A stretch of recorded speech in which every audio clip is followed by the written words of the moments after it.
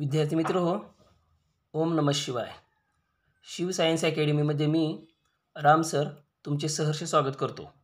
आज आपण इयत्ता 8वी 8th स्टँडर्डचा लेसन 15 15वा धडा साऊंड ध्वनी पाहणार आहोत.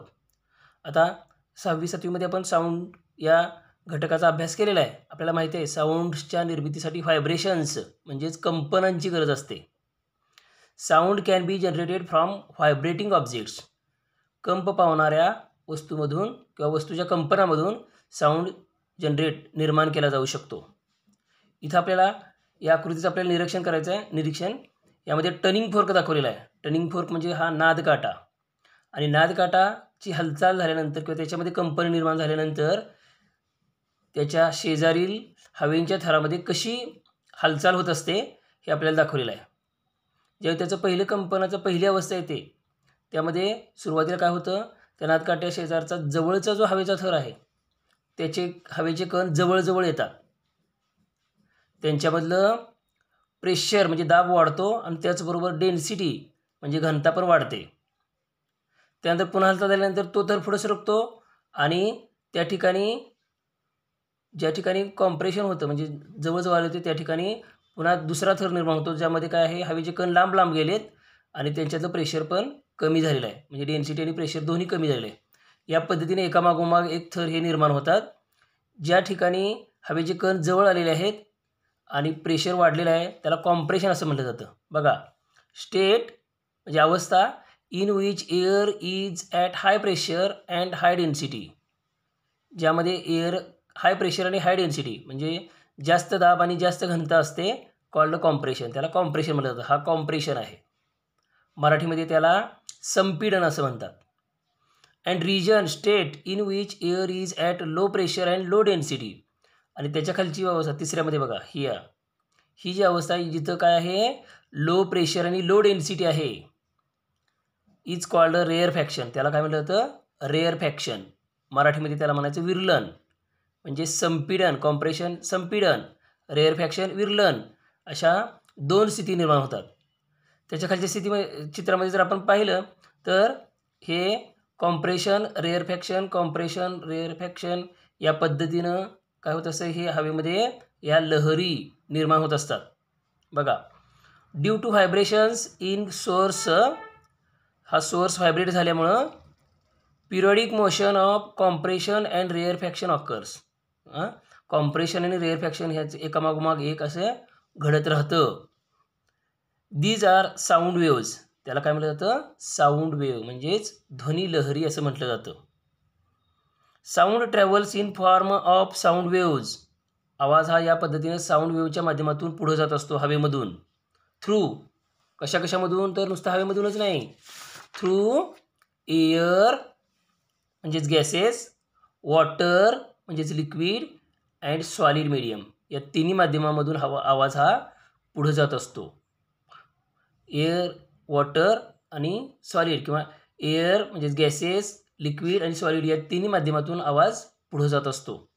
मागच्या वर्षी आपण पाहिले की एअरपेक्षा किंवा गॅसेसपेक्षा लिक्विडमध्ये साऊंडचं स्पीड जास्त असतं आणि लिक्विडपेक्षा सॉलिडमध्ये त्यापेक्षा जास्त असतं साऊंड स्पीड. म्हणजे साऊंड स्पीड हे सर्वात जास्त सॉलिडमध्ये असतं.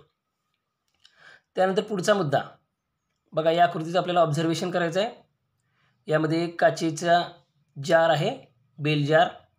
त्यामध्ये आतल्या बाजूला एक इलेक्ट्रिक बेल जोडलेली आहे आणि वरचा जो भाग आहे तो एअरटाईट केला आहे, जेथून हवा आत जाणार नाही असा. त्याचबरोबर खालच्या बाजूला व्हॅक्यूम पंप जोडलेला आहे, जिथून आपल्याला हवा बाहेर काढता येईल. ठीक आहे. बघा, if we make experimental arrangement shown in picture. चित्राप्रमाणे आपण जर साधनांची मांडणी केली अँड रिंग बेल फर्स्ट, आणि जेव्हा आपण ही बेल रिंग करतो म्हणजे याचं बटन दाबतो, चालू करतो bell, when there is air in jar, त्यावेळी या जारमध्ये काचेच्या बरणीमध्ये हवा असणार आहे. We see bell ringing and we hear sound. आपल्याला बेल वाजलेली पण दिसते आणि आवाज पण ऐकू येतो. काचेच्या आतमध्ये बेल वाजलेली पण दिसते आणि आवाज पण ऐकू येतो सुरुवातीला, ज्यामध्ये हवा आहे ज्यावेळी त्यावेळी. Then as we start removing air, जेव्हा आपण या व्हॅक्यूम पंपद्वारे हळूहळू हवा बाहेर काढायला सुरुवात करतो, रिंगिंग साऊंड डिक्रीजेस, हा जो येणारा बेलचा आवाज आहे तो हळूहळू डिक्रीजेस, कमी कमी होत जातो, स्लोली हळूहळू कमी होतो. फायनली साऊंड स्टॉप्स, आणि शेवटी तो आवाज थांबतो.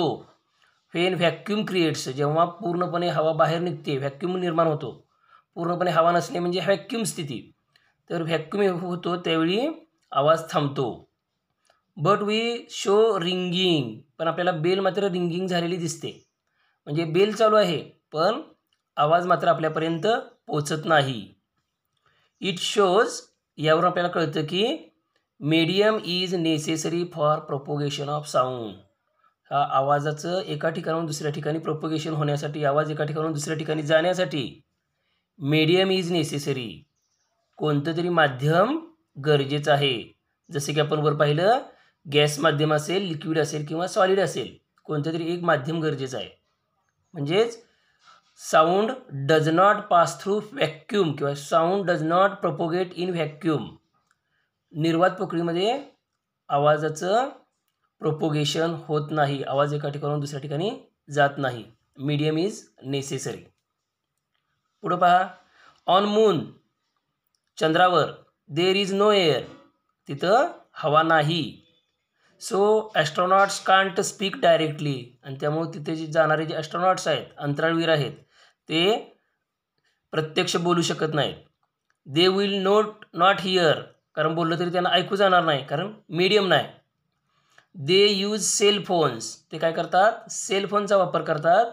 As waves used in cell phone do not need any medium for propagation, कारण या सेलफोनमधले ज्या साऊंड वेव्ज असतात त्यांना मीडियमची गरज नसते किंवा मीडियमशिवाय त्या प्रोपोगेशन होऊ शकतं. म्हणून ते डायरेक्ट न बोलता सेलफोनच्या साहाय्याने एकमेकाशी संवाद साधतात, जरी ते जवळजवळ असले तरी.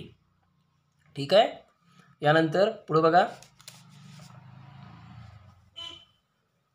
One compression and one rarefaction together forms one cycle.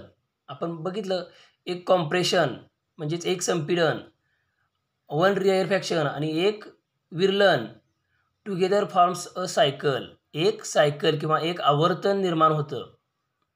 Number of cycles that produced in air or medium per second is called frequency. ही फ्रिक्वेन्सीची डेफिनेशन आहे बघा, ऑफ साऊंड, आवाजाची फ्रिक्वेन्सी किंवा आवाजाची वारंवारता असं म्हणलं जातं. काय व्याख्या आहे पुन्हा एकदा बघा, नंबर ऑफ सायकल्स, आवर्तनांची संख्या, that produced in air or medium, जी माध्यमामध्ये निर्माण होतात, पर सेकंद, एका सेकंदामध्ये, इज कॉल्ड फ्रिक्वेन्सी, म्हणजे एका सेकंदामध्ये निर्माण होणाऱ्या आवर्तनांची संख्या म्हणजे फ्रिक्वेन्सी ऑफ दॅट साऊंड, त्या आवाजाची फ्रिक्वेन्सी, वारंवारता होय. If 10 sound cycles produced in 1 second, जर एका सेकंदामध्ये 10 साऊंड सायकल्स, 10 आवर्तने निर्माण झाली, frequency of that sound is 10 hertz, तर त्याला आवाजाची फ्रिक्वेन्सी वारंवारता झाली 10 हर्ट्स, 10 हर्ट्स. ठीक आहे. या पद्धतीनं हा पार्ट फर्स्ट इथं संपतोय. तुम्ही या नोट्स सगळ्या लिहून घ्यायच्या आहेत, त्याचबरोबर पाठाचं वारंवार वाचन करायचं आहे, म्हणजे तुम्हाला हा पाठ समजेल. तुम्हाला हा जर व्हिडिओ आवडला असेल तर व्हिडिओ खालचं सबस्क्राईब बटन दाबा. त्याचबरोबर व्हिडिओ उपयोगी वाटत असेल तर तुम्ही नंबरवरती गुरुदक्षिणा फी गूगल पे करू शकता. आजच्यासाठी राम राम.